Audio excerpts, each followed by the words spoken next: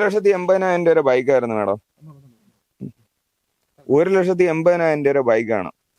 ഇത് കംപ്ലീറ്റ് അടിച്ച് പൊട്ടിച്ച് റെഡിയാക്കി വെച്ചേക്കാണത്. ഇത് ഇത് ഉമ്മാരെ പേരിൽ തന്നെ എടുത്തേക്കണം. ഇത് ഉമ്മാരെ പേരിലാണ് ഈ ബൈക്ക് ഒരുങ്ങണത്.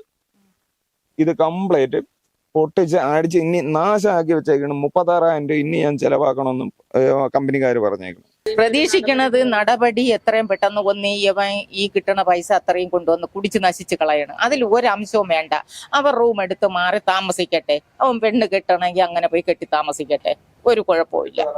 എന്റെ വീട്ടിന് എനിക്ക് സമാധാനം ഇത്തിരി 10 ദിവസമെങ്കിലും എനിക്ക് സമാധാനത്തോടെ കിടന്നുറങ്ങണം, മരിക്കണം. എന്റെ കാല് കംപ്ലീറ്റ് ഇതുവരെ മാറിയിട്ടില്ല. ഇതെല്ലാം നോക്കിക്കൊള്ളാം. ഈ വിരൽ കംപ്ലീറ്റ് ഇവൻ വണ്ടിയുടെ ലിവർ എടുത്തോണ്ട് വന്നിട്ട് അവൻ എന്റെ വീടിനകത്ത് ചവിട്ടി പൊട്ടിച്ചിട്ട്. നമസ്കാരം. മദ്യപിച്ച് എപ്പോഴും പ്രശ്നമാണ്. സ്വന്തം സഹോദരനും ഉമ്മയ്ക്കും ഈ വീട്ടിൽ താമസിക്കാൻ പറ്റാത്ത അവസ്ഥയാണ്. ഇങ്ങനെയൊക്കെ പറഞ്ഞുകൊണ്ടാണ് ഇന്ന് നമ്മളോട് സുധീർ എന്ന് പറയുന്ന യുവാവ് ബന്ധപ്പെടുന്നത്.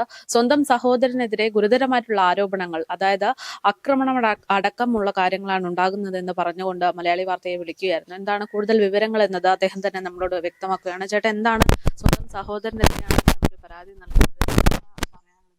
പറയാനുള്ളതെന്ന് വെച്ച് കഴിഞ്ഞാൽ നിരന്തരമായിട്ട് ഡെയിലി വീട്ടിൽ മദ്യപിച്ചും കൊണ്ട് വന്നുകൊണ്ട് വണ്ടി അടിച്ചു പൊട്ടിച്ചേക്കവും വീട് കംപ്ലീറ്റ് അടിച്ചു പൊട്ടിച്ചിട്ട് ഒരു ശകലം പോലും അതാ നോക്കിക്കോളാം.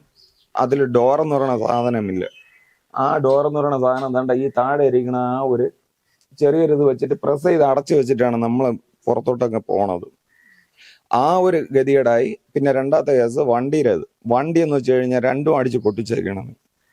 ഇതിൽ കൂടുതൽ നമുക്കിനി എന്ത് പറയാൻ വേണ്ടിയിട്ട് മൂന്ന് പ്രാവശ്യം മനുഷ്യാവകാശ കമ്മീഷനിൽ ഞാനും കൂടെ പോയി. 3 പ്രാവശ്യം പോയിട്ട് പോലും ഇതിനൊരു നീതി കിട്ടിയിട്ടില്ല. മംഗലാപുരം പോലീസ് സ്റ്റേഷനിൽ 3-4 പ്രാവശ്യമായിട്ട് അവിടെ ചെന്നിട്ട് നമ്മൾ കേസ് കൊടുത്തിട്ടുണ്ട്. ഇന്നലെയും പോലീസ് വന്നിട്ടുണ്ടായിരുന്നു. വന്നിട്ട് അവൻ മദ്യപിച്ചോണ്ട് നിൽക്കുന്നുണ്ട്, അവനെ പിടിച്ചോണ്ട് പോകാൻ പറ്റൂല എന്നും പറഞ്ഞുകൊണ്ടാണ് അവര് പറഞ്ഞിട്ട് പോയത്. ബാക്കിയുള്ള കാര്യം എങ്ങനെയാണെന്നുള്ളത് ഇനി ഉമ്മ വന്നാലേ എനിക്ക് അറിയാൻ പറ്റുള്ളൂ. എൻ്റെ വണ്ടി ഇരിക്കണത് എല്ലാം കൂടെ, ആ വണ്ടിയുടെ വീഡിയോ കൂടെ ഒന്ന് എടുത്തോളാം. വണ്ടി എല്ലാം അടിച്ചു പൊട്ടിച്ച് എൻ്റെ കാല് കംപ്ലീറ്റ് ഇതുവരെ മാറിയിട്ടില്ല. ഇതെല്ലാം നോക്കിക്കൊള്ളാം. ഈ വിരൽ കംപ്ലീറ്റ് ഇവൻ വണ്ടിയുടെ ലിവർ എടുത്തോണ്ട് വന്നിട്ട് അവൻ എൻ്റെ വീടിനകത്ത് ചവിട്ടി പൊട്ടിച്ചിട്ട് കംപ്ലീറ്റ് അടിച്ചു പൊട്ടിച്ചതാണ്. അതുകൂടെ ഒന്ന് നോക്കണേ. അകത്തൂടെ ഒന്ന് നോക്കിക്കോ, കയറിക്കോ, വരും. ഇതെല്ലാം ചവിട്ടി പൊട്ടിച്ചു വെച്ചേക്കുന്നതാണ്. ഈ ഡോറോട്ട് എടുത്തോളാം.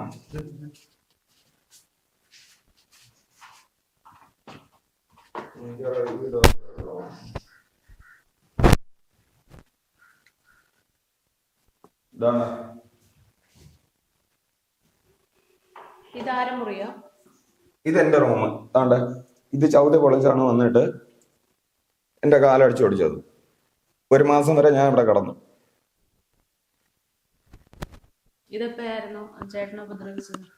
ഒരു മാസം കഴിഞ്ഞു. ഒന്നുമില്ല, മദ്യപിച്ചും കൊണ്ട് ഇതാണ്ട് ഇതെല്ലാം അടിച്ചു പൊട്ടിച്ചിട്ട് ഞാനും ഉമ്മായും ചേട്ടനും മാത്രം. ആ ചേട്ടനാണ് ഈ പ്രശ്നം അത്രയും ഉണ്ടാക്കിക്കൊണ്ടിരിക്കുന്നത്. ഇതാണ്ട് ഈ ടൈൽസുകൾ അത്രയും അടിച്ചു പൊട്ടിച്ചു വെച്ചേക്കാണ്. എന്നിട്ട് ആരെങ്കിലും വരുമ്പോഴത്തേക്ക് വേണ്ടാന്നും പറഞ്ഞുകൊണ്ട് നമ്മൾ അതാണ്ട് ഇൻസുലിൻ ടാപ്പ് വരെ വലിച്ചു വരെ വെച്ചിട്ടുണ്ട്. ചെയ്തു വെച്ചേക്കണ വേലകളാണ്.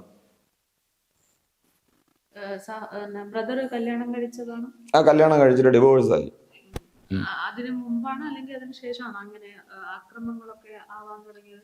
പണ്ട് തൊട്ടേ ഇതേപോലെ തന്നെ ഉമ്മായ ഇതേപോലെ ശല്യം ചെയ്യപ്പെടുത്തക്കും കാര്യങ്ങളൊക്കെയാണത്. ഇതാണ് ഉമ്മാരെ റൂം.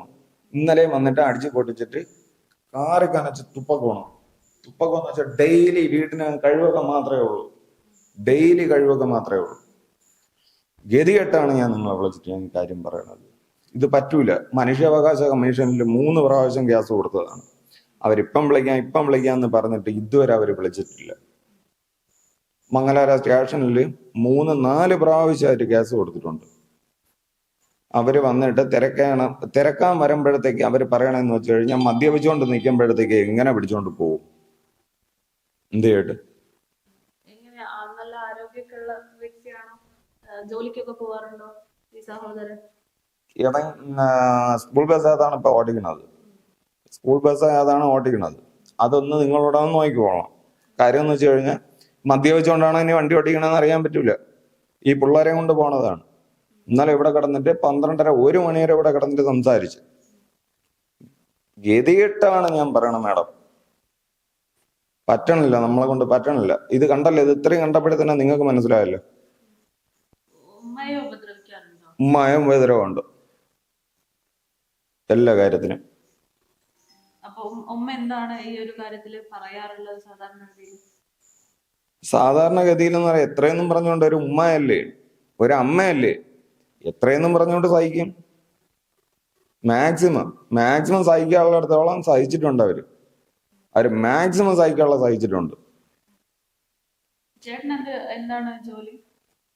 എനിക്ക് എൻ്റെ ഈ വണ്ടിയുണ്ട്. വണ്ടി ഇട്ടിട്ടാണ് ഞാനും എൻ്റെ ഉമ്മയോടെ ഞാൻ ഈ കാര്യങ്ങളെല്ലാം കൂടെ നടത്തുന്നത്. ഇതിന്റെ ഇടയിലാണ് ഈ ഒരു പ്രശ്നങ്ങൾ, ഈ കാര്യങ്ങൾ വന്നുകൊണ്ടിരിക്കുന്നത്. ഇവൻ 10 മണി 11 മണി ആകുമ്പോൾ ഇവിടെ വരും. ഈ കഥവെല്ലാം അടിച്ച് പൊട്ടിച്ച് നേരെ വന്ന് ഇതിനകത്ത് മൊത്തം അടിച്ച് പൊട്ടിക്കും. നമ്മൾ പിന്നെ മാക്സിമം വേണ്ട എന്നും പറഞ്ഞുകൊണ്ട് ഉമ്മ അതിനകത്ത് കിടന്നുറങ്ങും, ഞാൻ ഇതിനകത്ത് കിടന്നുറങ്ങും.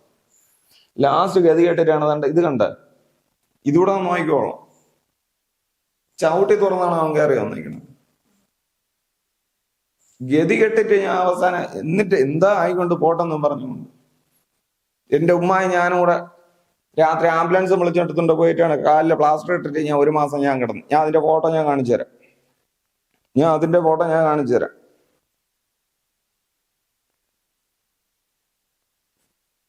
ചേട്ടാ, ഇതിപ്പം പോലീസുകാർക്ക് പോലും ഒന്നും ചെയ്യാൻ പറ്റാത്തൊരവസ്ഥയിലാണല്ലോ. ഉം. ഇപ്പം നമുക്കും ചെയ്യാൻ പറ്റുന്നതിലൊരു ലിമിറ്റേഷൻ ഉണ്ട്. നമുക്കിത് വാർത്ത കൊടുക്കാം എന്നുള്ളത് മാത്രമേ ഉള്ളൂ.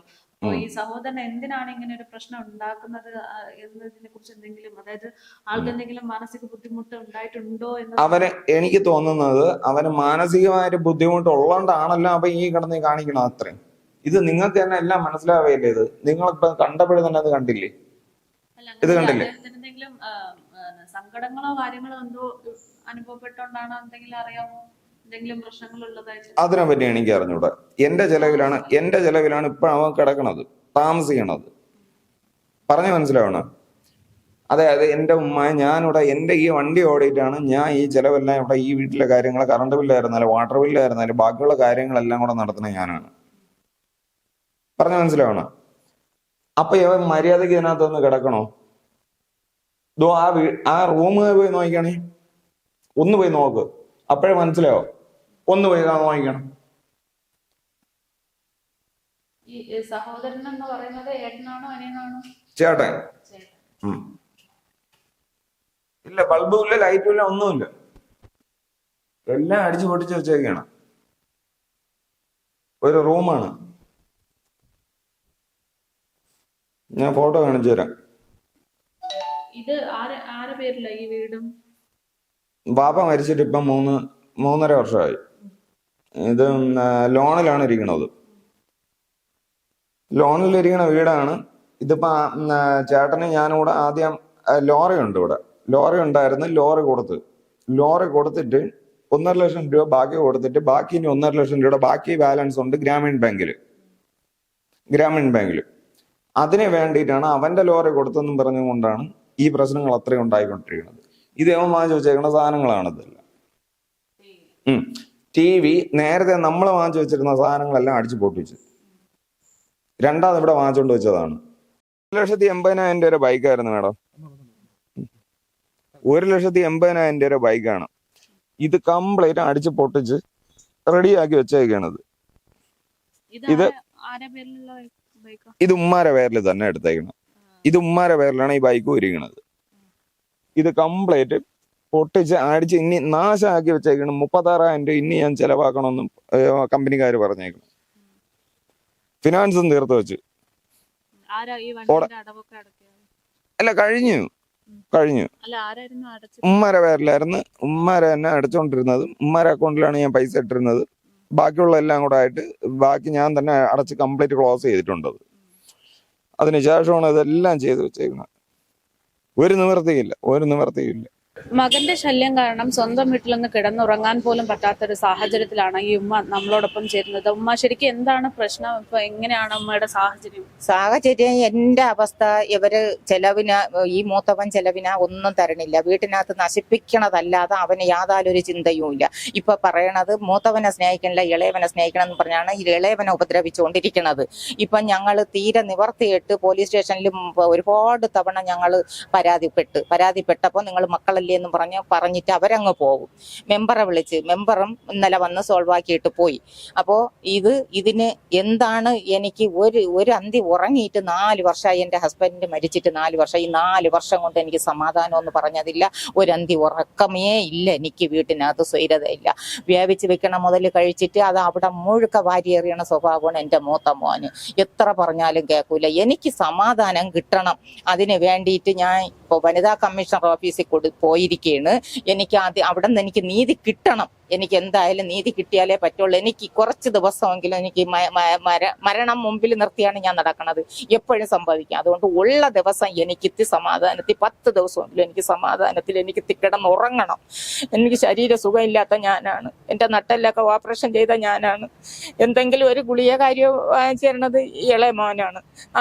ഒരു തുള്ളി ആഹാരം തരണത് പോലെ ഇളയവനാണ്. അപ്പൊ എനിക്കും ആഹാരം തരണോണ്ട് അവനെ കൊല്ലണം എന്നുള്ള ഒറ്റ നാമധേയത്തിലാണ് ഇപ്പൊ മൂത്ത മോൻ നിക്കണത്. ഒന്നാലേ നിവർത്തിയില്ല. എനിക്ക് അത്ര സഹിമുട്ടണ് ഞാൻ. പേടിയുണ്ട്. ഞാൻ പല ആവർത്തി പിന്നെ വാതില് യവൻ വന്നു കഴിഞ്ഞാൽ ഞാൻ തുറക്കൂല.